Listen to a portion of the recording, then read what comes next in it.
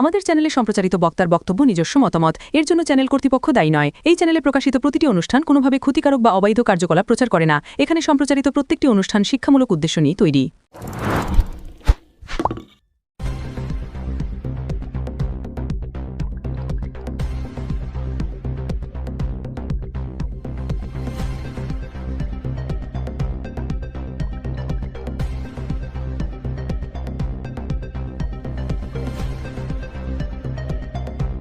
হুগলিতে খসড়া ভোটার তালিকায় নেই ৩ লক্ষের বেশি নাম। উদ্বেগের কারণ নেই বলছেন প্রশাসন। নির্বাচন কমিশনের ঘোষণানুসারে মঙ্গলবার ভোটার তালিকার বিশেষ নিবিড় সংশোধন এসআইআর পর্বের খসড়া তালিকা প্রকাশিত হয়েছে। সেই খসড়া তালিকায় হুগলি জেলায় মোট ৩,১৮,৮৫৩ জন ভোটারের নাম নেই বলে প্রশাসন সূত্রে জানা গিয়েছে। বিষয়টি প্রকাশ্যে আসতেই স্বাভাবিকভাবেই সাধারণ মানুষের মধ্যে প্রশ্ন ও কৌতূহল তৈরি হয়েছে। প্রশাসন সূত্রে জানানো হয়েছে, যেসব ভোটারের নাম খসড়া তালিকা থেকে বাদ পড়েছে তাদের মধ্যে রয়েছেন মৃত ভোটার, অন্যত্র স্থানান্তরিত ব্যক্তি, একাধিক জায়গায় নাম নথিভুক্ত থাকা ভোটার এবং যাচাইয়ের সময় যাদের খুঁজে পাওয়া যায়নি এমন ব্যক্তিরা। নিয়ম অনুযায়ী যাচাই প্রক্রিয়ার পর এই ধরনের নাম বাদ দেওয়া হয়ে থাকে। তবে এই পরিস্থিতি নিয়ে আতঙ্কিত হওয়ার কোনো কারণ নেই বলেই স্পষ্ট জানিয়েছেন জেলা নির্বাচনী আধিকারিক ও হুগলির জেলা শাসক খুরশিদ আলী কাদরি। তিনি বলেন, এটি কেবল খসড়া ভোটার তালিকা। এখনও দাবি ও আপত্তি জানানোর জন্য প্রায় 1 মাস সময় রয়েছে। সামনে আরও শুনানি ও যাচাই প্রক্রিয়া বাকি আছে। জেলা শাসক আরও জানান, চূড়ান্ত তালিকা প্রকাশের আগে নাম যোগ এবং নাম বাদ 2 ধরনের পরিবর্তনই হতে পারে। অর্থাৎ যাদের নাম এই মুহূর্তে খসড়া তালিকায় নেই তাদের কাছে এখনও নিজেদের নাম অন্তর্ভুক্ত করানোর পূর্ণ সুযোগ রয়েছে। নাম বাদ যাওয়া ভোটারদের উদ্দেশ্যে প্রশাসনের তরফে আবেদন জানানো হয়েছে তারা যেন নিজেদের এলাকার বুথ লেভেল অফিসারদের সঙ্গে দ্রুত যোগাযোগ করেন। প্রয়োজন অনুযায়ী ভোটার তালিকায় নাম অন্তর্ভুক্তির জন্য 6 নম্বর ফর্ম জমা দিতে হবে। সঠিক নথি ও তথ্য যাচাইয়ের পর চূড়ান্ত ভোটার তালিকায় নাম ওঠা নিশ্চিত বলেই আশ্বাস দিয়েছেন জেলা প্রশাসন। প্রশাসনের পক্ষ থেকে জানানো হয়েছে, ভোটার তালিকার এই সংশোধন প্রক্রিয়ার মূল উদ্দেশ্য তালিকাকে আরও নির্ভুল ও স্বচ্ছ করে তোলা। তাই সাধারণ মানুষের সহযোগিতা ও সচেতন অংশগ্রহণই এই প্রক্রিয়াকে সফল করবে বলে মত প্রশাসনের।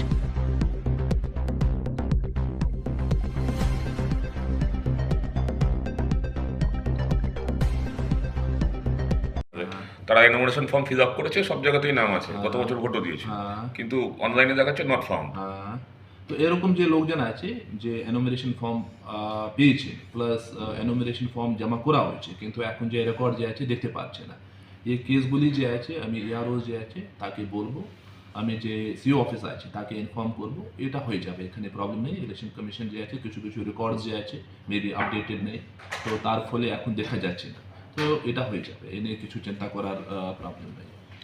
আর এখন ডাক পাবে কারা, মানে যেটা প্রশ্ন এখন যে আছে ইলেকশন কমিশন ডিফাইন হিয়ারিং, হ্যাঁ কে হিয়ারিংয়ে আসবে এখন ফাইনাল নেই, কিন্তু মূলত যে নো ম্যাপিং যে এখন খসড়া তালিকা বের করা হয়েছে তাকে তো হিয়ারিংয়ে ডাকতেই হবে, তার ছাড়া আর কে ডাক পাবে সেটা ইলেকশন কমিশন যে আছে ফাইনালাইজ করবে, তারপর আপনাকে জানিয়ে দেবে।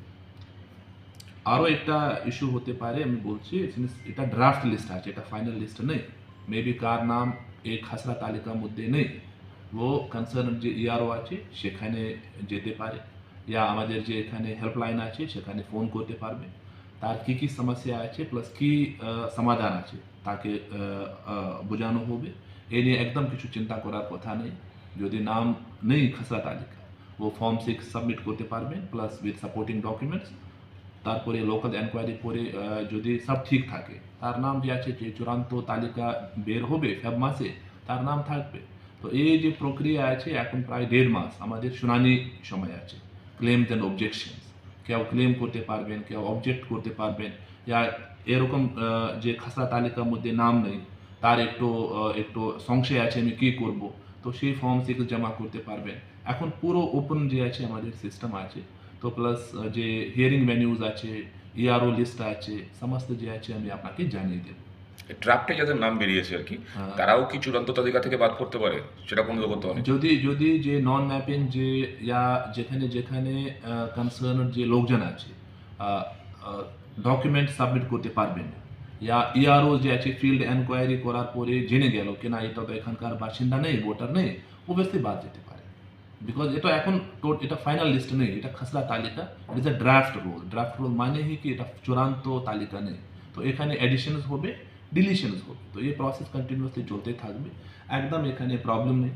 যার আমি আবার বলছি ডকুমেন্টেশন যদি থাকে কনসার্ন ইয়ারওস ভিডিওস তার সঙ্গে কন্টিনিউয়াসলি যোগাযোগ রাখুন, প্লাস আমাদের যে হেল্পলাইন আছে সেখানে ফোন করতে পারবেন, একদম এখানে প্রবলেম।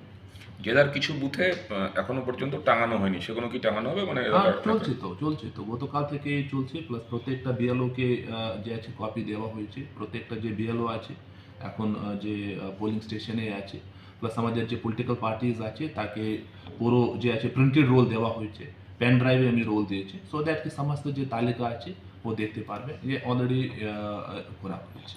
হিয়ারিং কবে থেকে হবে, কিভাবে হবে? ও ইলেকশন কমিশন ডিফাইন করবে, মানে এখন পর্যন্ত আমাদের যে আছে এসওপিএস যে আছে আমি ওয়েট করছি, প্লাস যে নোটিশ যে আছে কি আকারে যে আছে সিস্টেম থেকে বের হবে, এই সমস্ত যে আছে এখন আমি ওয়েট করছি, যে সমস্ত যে পলিটিক্যাল পার্টিজ আছে আপনাকে জানিয়ে দেবে।